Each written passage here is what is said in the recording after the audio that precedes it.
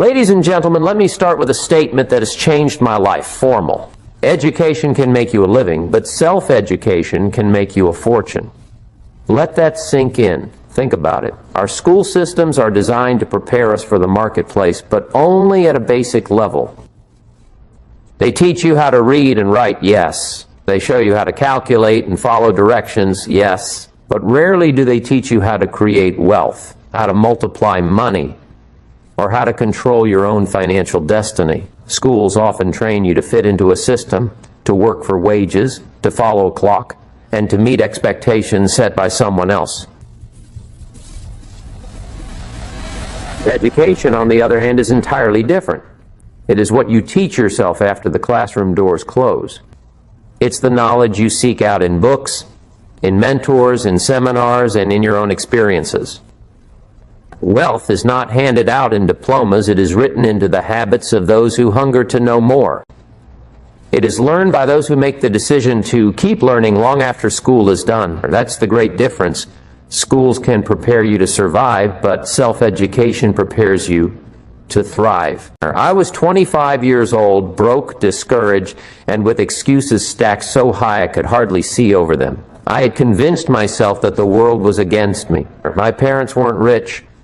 I didn't have special connections, and every setback felt like proof that maybe success was for other people, not for me.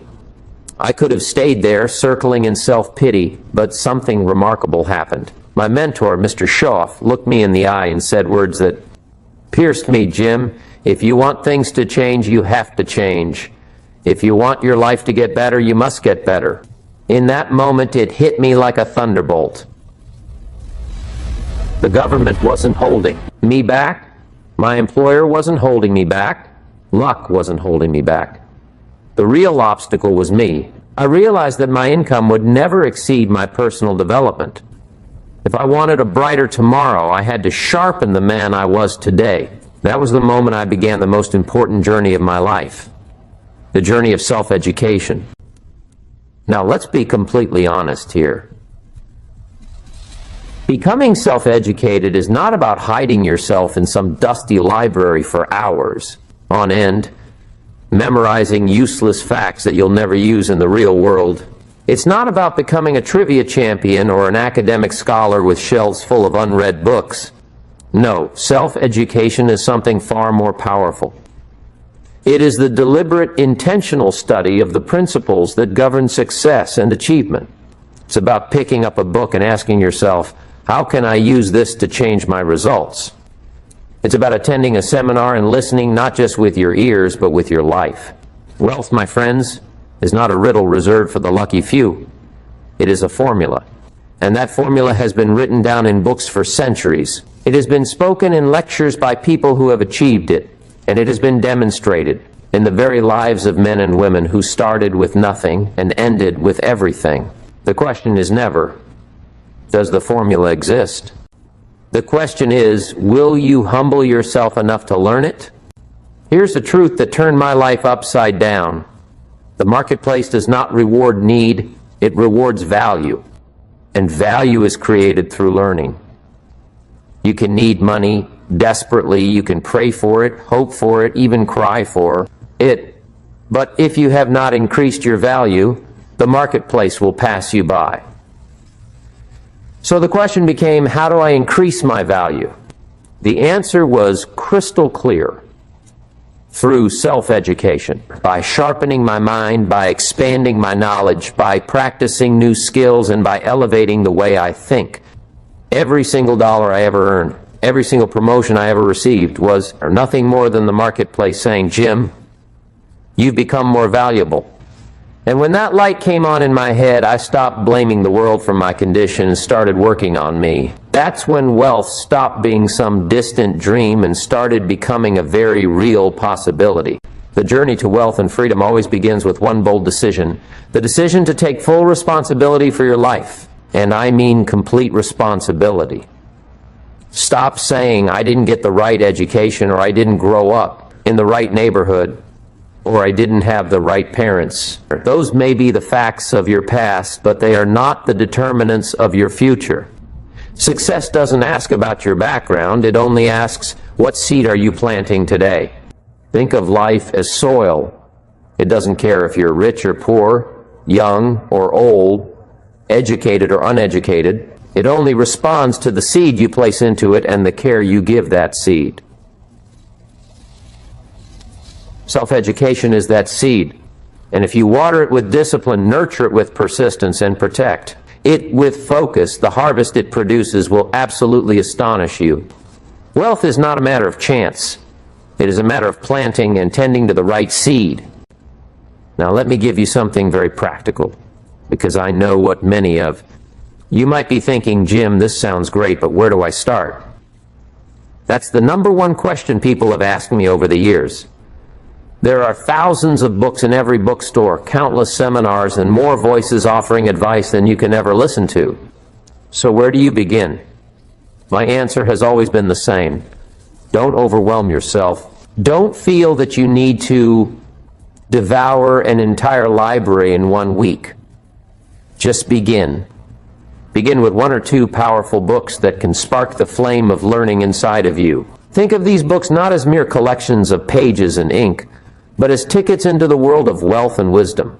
One great book studied with care can change the entire direction of your life. So don't worry about reading everything. Worry about finding the right things to read first. The first book I always recommend to anyone serious about building wealth and success is Think and Grow Rich by Napoleon Hill. Don't let the title deceive you. This book is not simply about stacking dollars in the bank. It is about reshaping the very mindset you carry into every area of your life. Napoleon Hill spent over 20 years interviewing some of the wealthiest, most accomplished men of his time: Henry Ford, Thomas Edison, Andrew Carnegie, and many others. And he distilled their principles into a set of timeless lessons. This is not just theory, this is wisdom tested by giants of industry and leaders of society. If you take this book seriously, if you study it line by line and apply it with sincerity, it will begin to rewire your entire thinking process. It will challenge the way you see yourself, your opportunities, and your future.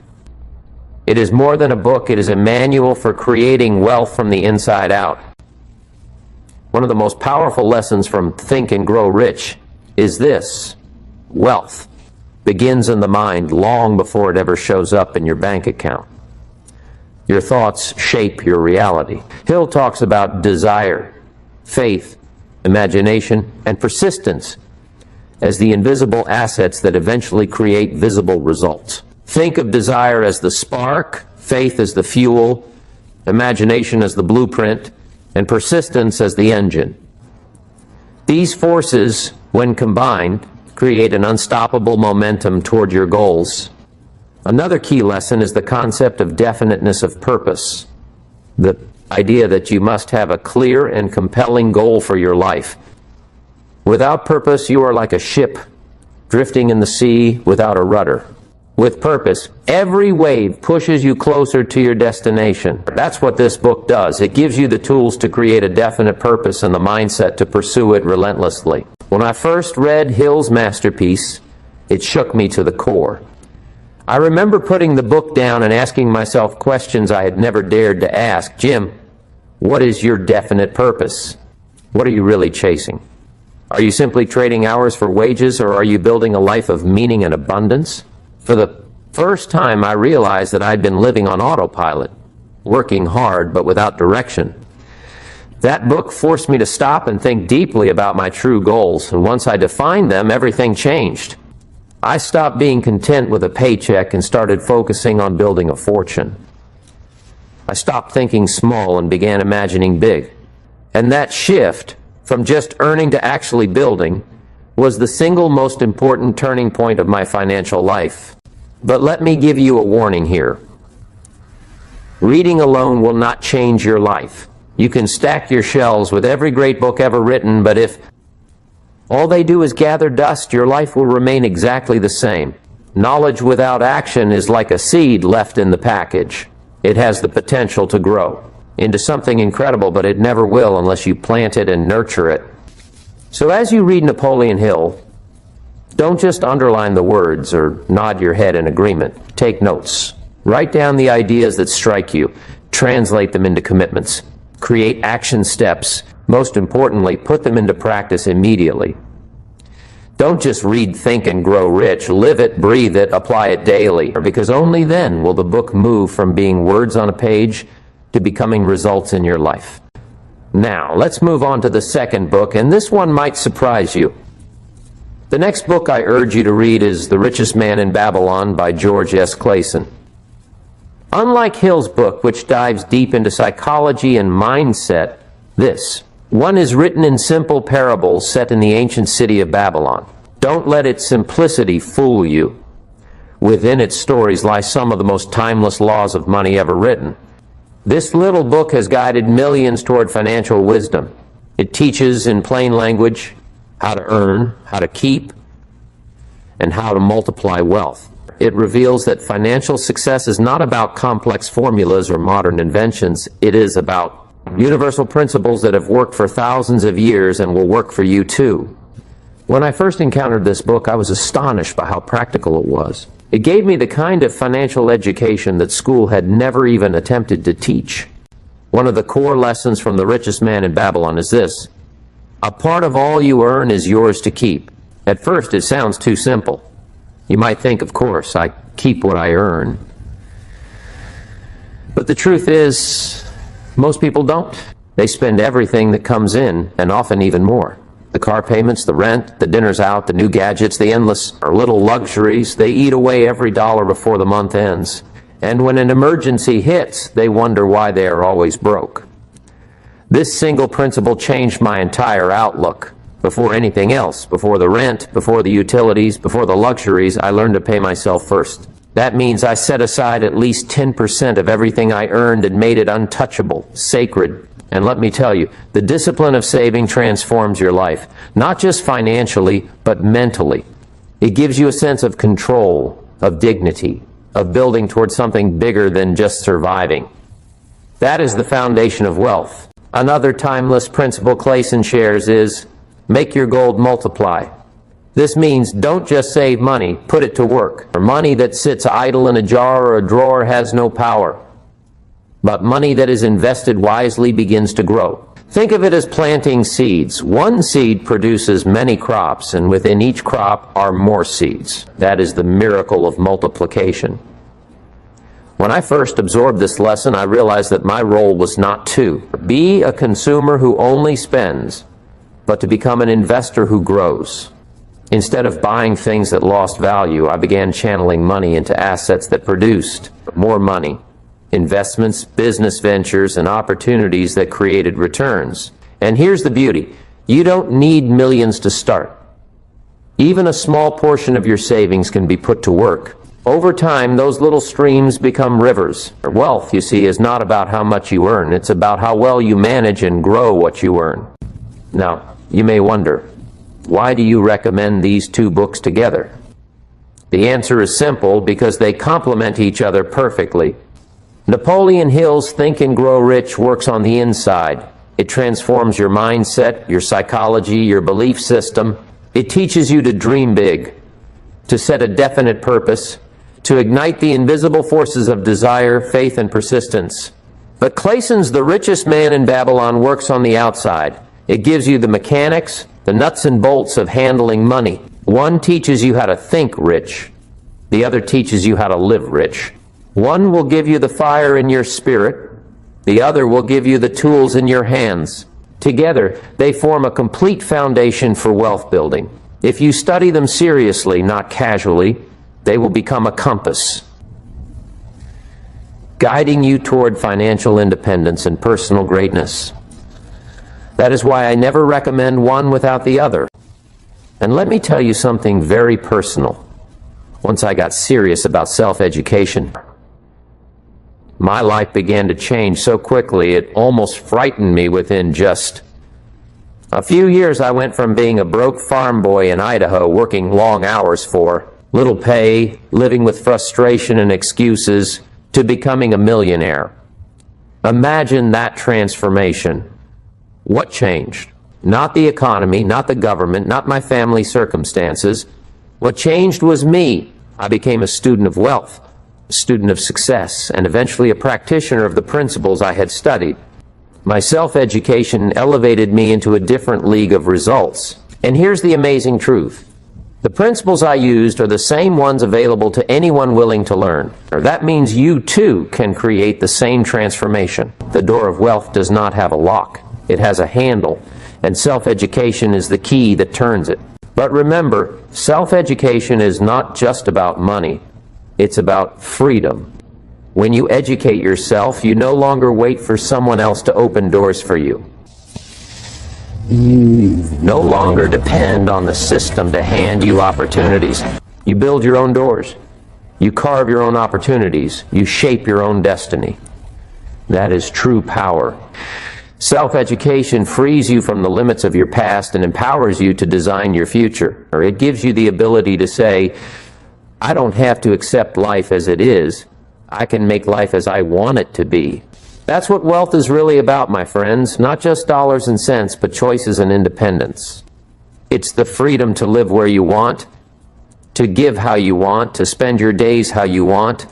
And the path to that freedom is paved not with luck or inheritance, but with learning.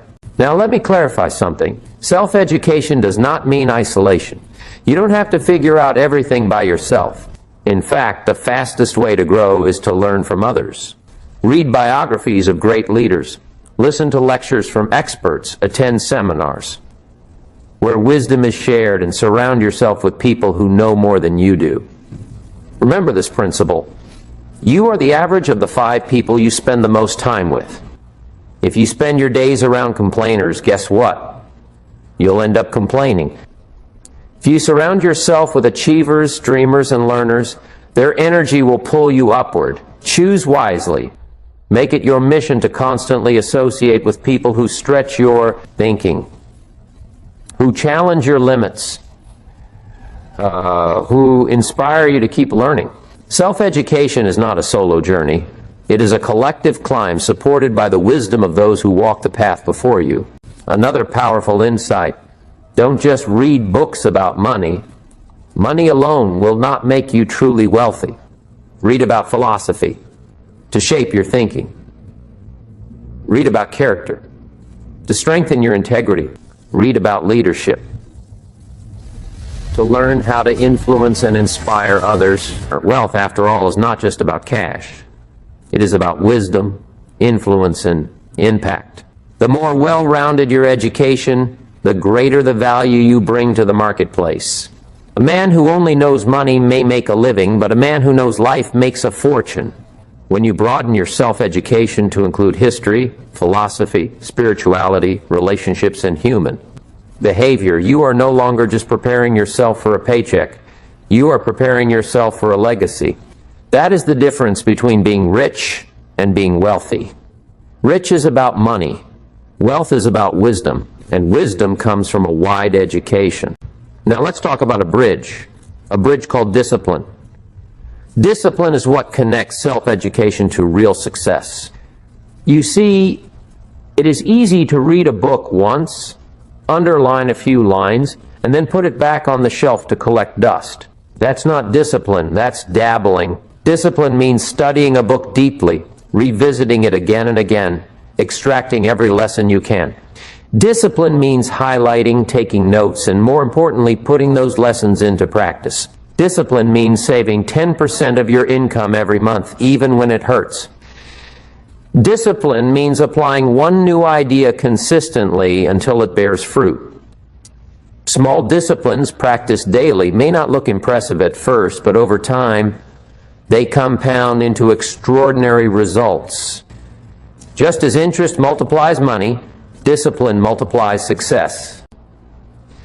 If you commit to a little discipline every day, 30 minutes of reading, a few dollars, saved, one idea applied, your life will begin to expand in ways you cannot imagine.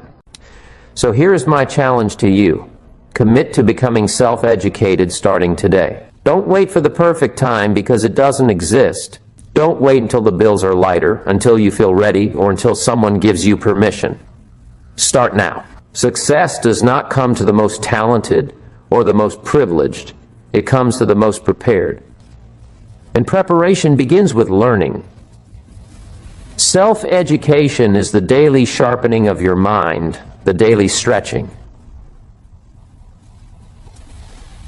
Vision, the daily investment in your personal growth. Think of it like exercise. You don't get strong from one day in the gym, you get strong from showing up every day.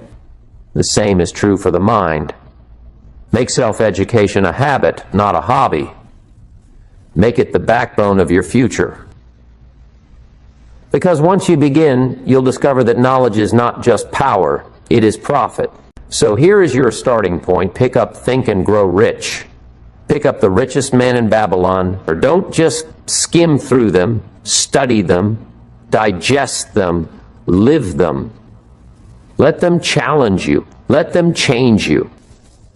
Write down the lessons. Create action plans. Apply the principles in your daily life. Then let these 2 books spark a hunger for more. Once you finish them, don't stop. Read another book. Attend another seminar, or listen to another mentor. Have another conversation with someone wiser than you. Make self-education not just an occasional burst of inspiration, but a lifelong lifestyle. Let every day become an opportunity to add another layer of wisdom, another tool to your toolbox, another brick to the foundation of your fortune. That's how great lives are built. One book, one lesson, one discipline at a time. And let me close with this reminder, my friends. Your bank account is not the true measure of your potential. It is simply a reflection of the knowledge you've gathered and applied so far. If you don't like the numbers you see, don't curse the economy. Change your input.